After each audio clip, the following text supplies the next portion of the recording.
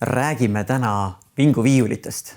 Need on need inimesed kollektiivides, kellel mingi asi on ajanud hinge täis, nende ämber on täis, neile aitab.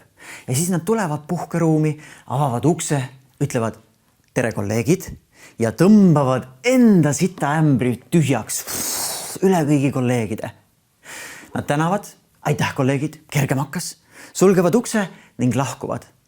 Nüüd sa võid ju sita maha pühkida, aga haiseb ikkagi juurde. Ja see on see, kui keegi verbaalselt väärkohtleb meie ruumi, tuues siia mingit asja, mis võib-olla otseselt meid ei puuduta, lahendades siin oma jamasid. Mida siis nende vinguviiulitega peale hakata? Üks variant on see, keegi hõimust peab ennast ohverdama.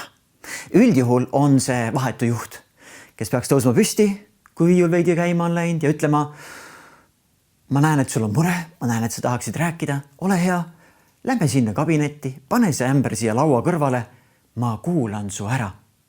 Sest olete täheldanud, ära kuulates ei pritsi niivõrd seda virtsa, ei jää see niivõrd endale külge. Ja teine variant, mida teha vinguviiuliga on see, et kui on see juba lint käima läinud, siis katkestada teda ja küsida 2 küsimust. Esimene nendest küsimustest on, aga räägi, kuidas sa tahad, et need asjad oleks. Kui sa ei ole rahul meie klientidega, kuidas nad võiksid käituda? Kui sa ei ole rahul meie kolleegide sooritusega, kuidas sa tahad, et asjad käiksid? Kuidas sa tahad, et need asjad oleksid? Ja teine küsimus on, mida me saame teha, et see oleks rohkem nõnda? Mida me koos saame teha, et seda muuta? Eelkõige selleks, et inimeste ämbrid töökeskkonnas ei täituks selle pasaga, vaid me saaksime päriselt tulla, anda endast parima igas päevas.